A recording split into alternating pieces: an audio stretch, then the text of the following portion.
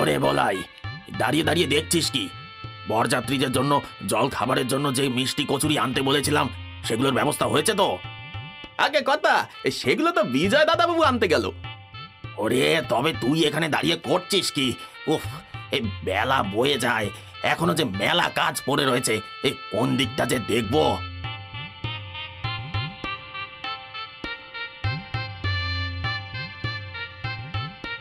কথা কথা, আরে বাইরে আসুন না। আহ, বিজয়, তুই চলে এসেছিস, ভালো। তো বরযাত্রীদের জন্য মিষ্টি কচুরি সব পেয়েছিস তো? আগে হ্যাঁ কথা, সেসব এতেই রয়েছে।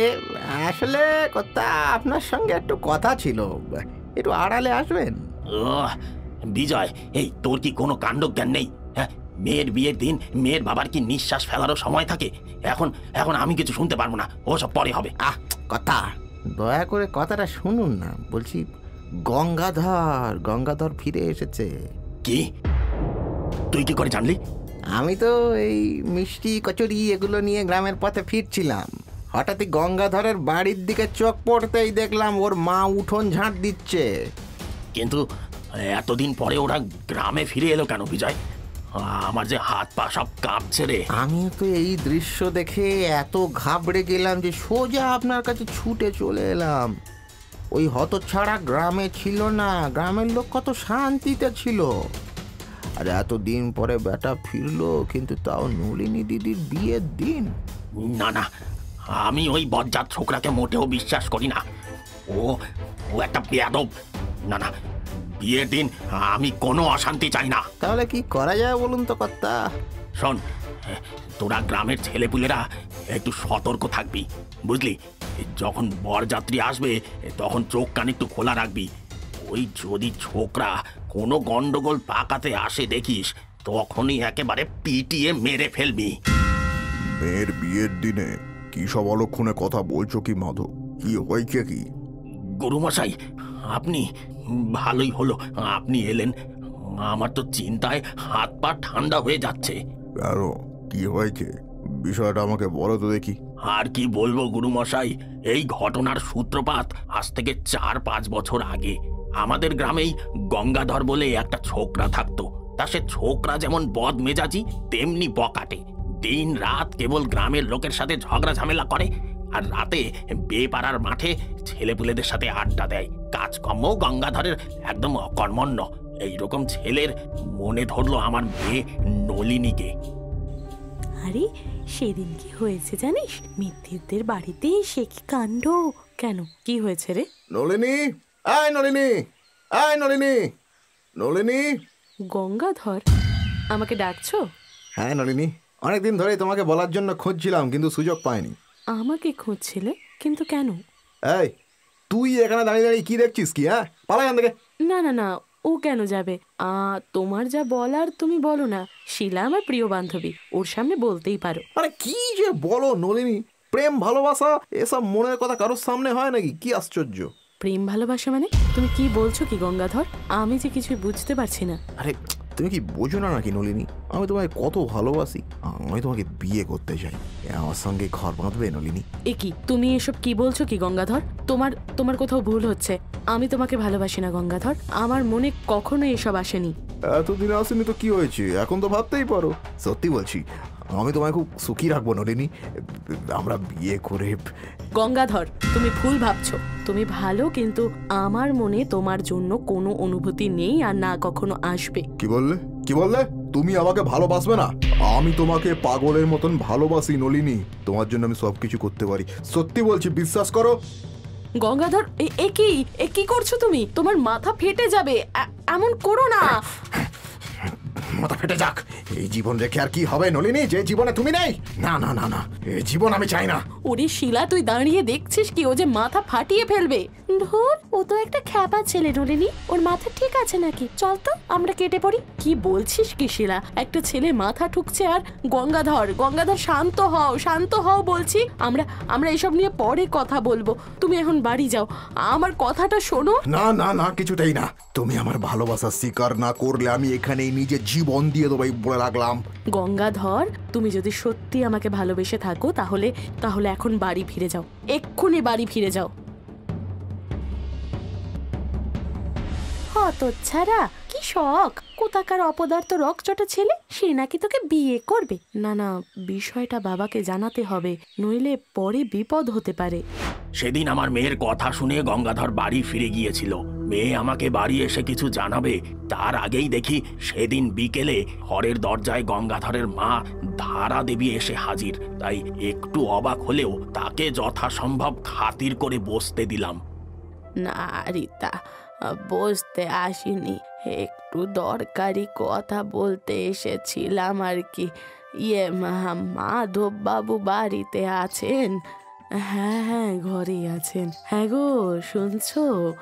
একটু এসো তো। কি হয়েছে, কি হাক ডাক করছো কেন গিন্নি? এই দিদি তোমার খোঁজ করছিলেন। দিদি, আপনারা কথা বলুন, আমি বরং আপনার জন্য চা করে আনি।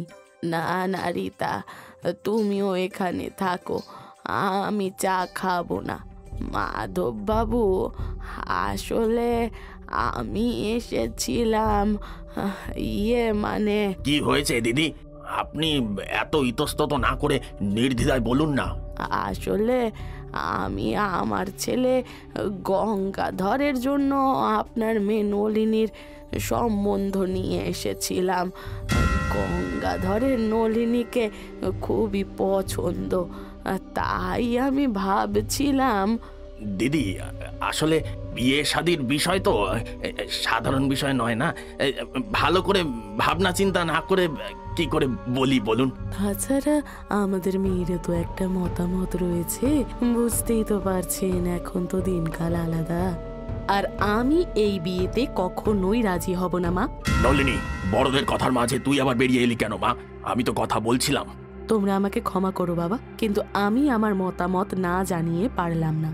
গঙ্গাধর যে তোকে বড় ভালোবাসে মা, আমি জানি সে ভালো কাজ করে না, ছেলেটা বদমেজাজি খ্যাপা, কিন্তু ওর ভালোবাসাটা যে খাঁটি। হ্যাঁ কাকি, গঙ্গাধর কি কাজ করে সেটা আমার না করার কারণ নয়, কারণটা হলো ওর স্বভাব, অত রকচটা, অত খামখেয়ালি। আর আজকেও যা করলো। আজকে যা করলো মানে কি করেছে? কি করেছে সে আজকে সে আমাকে তার মনের কথা জানাতে এসেছিল, কিন্তু আমি তাকে না করে দিতেই সে সামনের একটা গাছে এমন ভাবে মাথা ঠুকতে থাকলো যে তক্ষুনি ওর মাথাটা ফেটে যেত। কত কষ্টে যে আমি ওকে বাড়ি পাঠিয়েছি আমি জানি। কি কি বলছিস তুই? দোহাই বাবা, আমাকে তুমি গলায় কলসি বেঁধে নদীতে ভাসিয়ে দাও, কিন্তু ওই ছেলের সাথে আমি কিছুতেই বিয়ে করব না। না না না, ওকে দেখে আমার যেন ভয় করে। না না, কখনোই না। এমনিতেই আমরা এই সম্বন্ধে রাজি হতাম না, আর এখন এই সব শোনার পর তো দিদি আমাদের ক্ষমা করবেন, কিন্তু ওই ছেলের সাথে আমার মেয়ের বিয়ে দিতে পারবো না। হ্যাঁ দিদি, সবই তো শুনলেন। যেখানে আমাদের মেয়েই এত বিরোধী, সেখানে তো আর কোনো প্রশ্নই ওঠে না।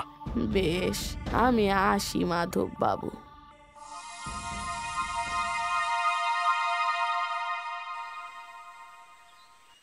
কি হলো মা, কি হলো?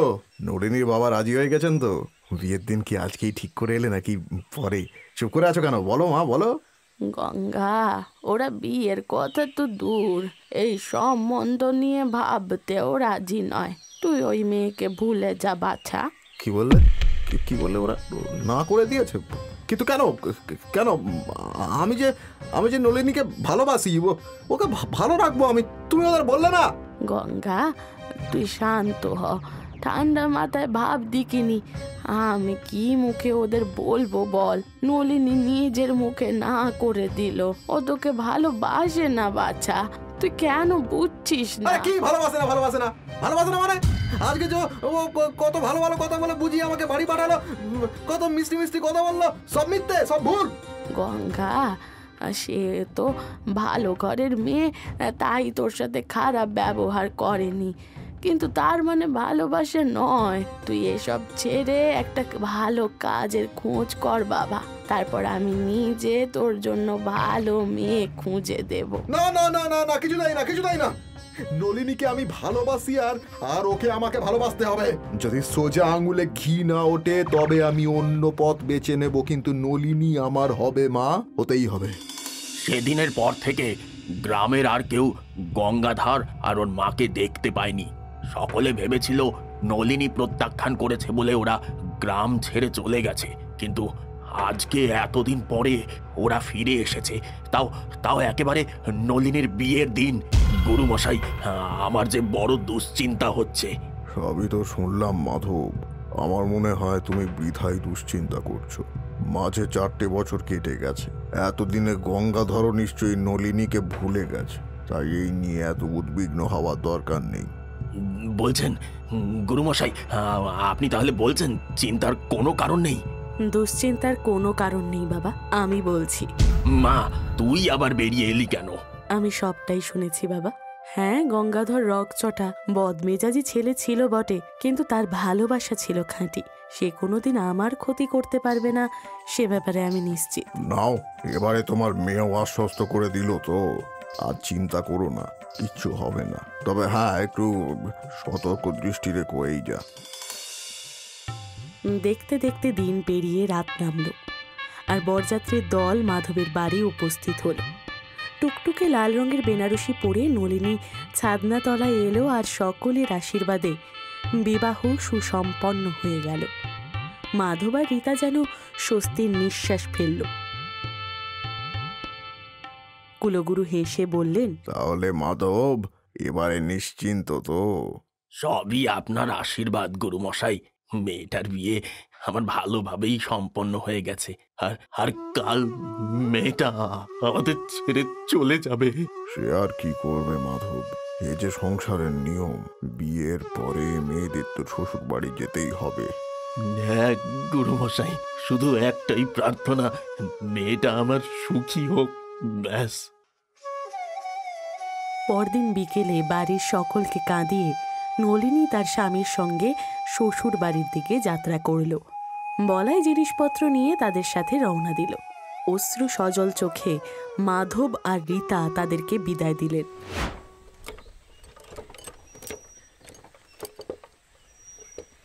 বলাই, পথ আর কত বাকি কিছু জানো? ঈশান কোণে যে মেঘ করেছে। পথ যে এখনো অনেক বাকি নলিনী দিদি। এই তুমি ভয় পেও না, আমরা সকলে আছি তো। এই ঝড় হলে আমরা কোনো গাছতলায় আশ্রয় নেব। কি জানি, আমার মনটা কেমন যেন কু ডাকছে। বরযাত্রীর দল তখন একটা খোলা প্রান্তরে পড়েছে মাত্র। ঠিক সেই সময়ই ঈশান কোণের কালো মেঘ যেন বিশাল শক্তিশালী দৈত্যের মতো ওদের উপরে ঝাঁপিয়ে পড়ল। নিমেষের মধ্যেই ধূসর ধুলোর ঝড়ে সবকিছু ঝাপসা হয়ে গেল। এসব কি হচ্ছে? এই যে প্রলয় এসে গেছে। কে কোথায় আছো? পালাও পালাও! বাঁচাও, আমাকে বাঁচাও!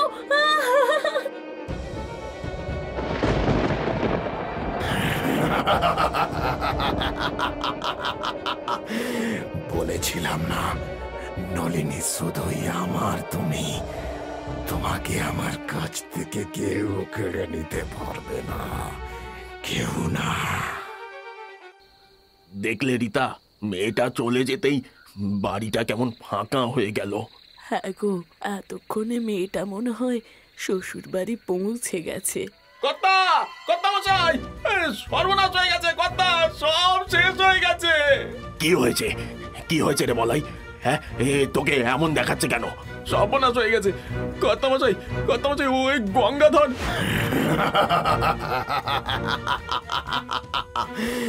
বলেছিলাম না, নলিনী শুধুই আমার, তুমি। জানতাম, আমি জানতাম ওই হতচ্ছাড়া এত সহজে আমার মেয়েটাকে ছাড়বে না। আপনাকে আমি বলেছিলাম না গুরুমশাই? হে ভগবান, এ কি সর্বনাশ হলো! ওগো, কিছু একটা করো। আগের বার ছেড়ে দিয়েছিলাম, কিন্তু কিন্তু আর না। ওই গঙ্গাধরকে আমি জ্যান্ত পুঁতে দেব। মাধবের মাথা ঠিক নেই, আমি গিয়ে দেখি। গঙ্গাধর, হ্যাঁ গঙ্গাধর, বাইরে আয়, বাইরে আয় বলছি, নইলে আজকে তোর একদিন কি আমার একদিন। গঙ্গাধর, বাইরে আয় বলছি, বেটা বজ্জাত।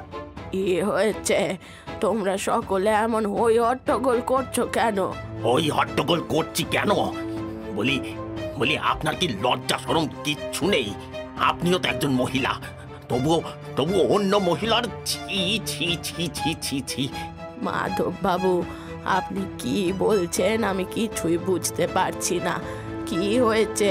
কি হয়েছে সেটা আপনার গুণধর ছেলেকে জিজ্ঞেস করুন না। ডাকুন, এখনই ডাকুন ওকে। আমার মেয়েটাকে কোথায় লুকিয়ে রেখেছে সে? মাধব বাবু, আপনাদের ভুল হচ্ছে, গঙ্গাধর এখানে নেই। মিথ্যে কথা, আপনি মিথ্যে কথা বলছেন কেন দিদি? আমরা আপনার কি ক্ষতি করেছি বলুন তো? হ্যাঁ, মেয়েটা আমার নতুন জীবনে প্রবেশ করেছিল, আর আর তার আগেই। মাধব বাবু, বিশ্বাস করুন গঙ্গাধর এখানে নেই। আর কত মিথ্যে বলবেন আপনি? বলাই নিজের কানে শুনেছে সে আপনাকে ডাকছে। এছাড়া গ্রামের সকলে জানে আপনার সাথে আপনার ছেলেও গ্রামে ফিরে এসেছে, আর আর আপনি বলছেন সে নেই। গ্রামের লোকজন ঠিকই দেখেছে, আর বলাই ঠিকই শুনেছে মাধব বাবু।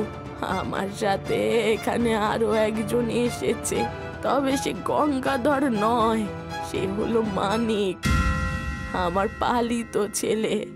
মানিক, এই মানিক, কি হয়েছে মা, ডাকছিলে?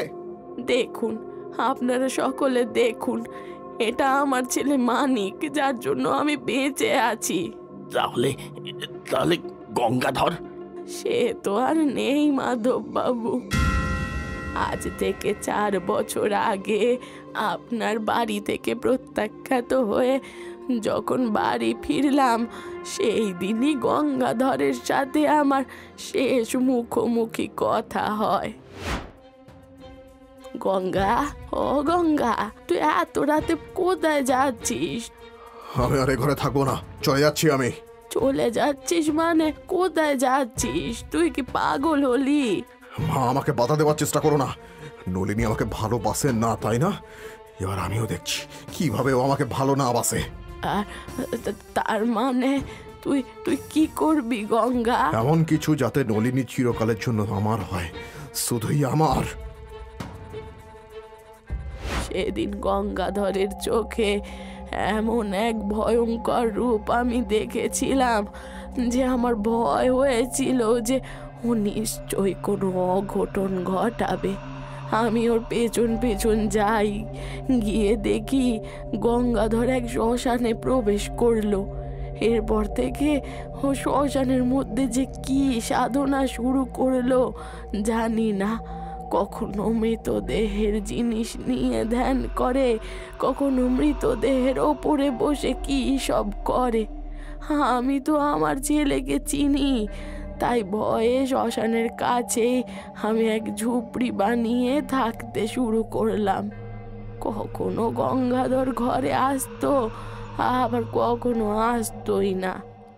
ও গঙ্গা, এ কি চেহারা হয়েছে বাছা তোর? মুখ গাল কেমন ভেঙে গেছে, চোখ কেমন কোটরে বসে গেছে। কি করছিস বাছা তুই? আহা, এসব কথা মুখে এনো না মা।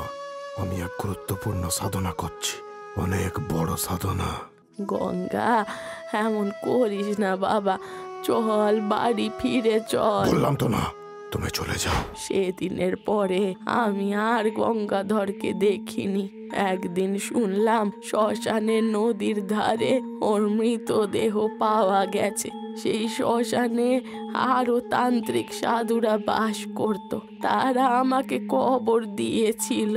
ছুটতে ছুটতে গেছিলাম ছেলেটাকে শেষবার দেখার জন্য।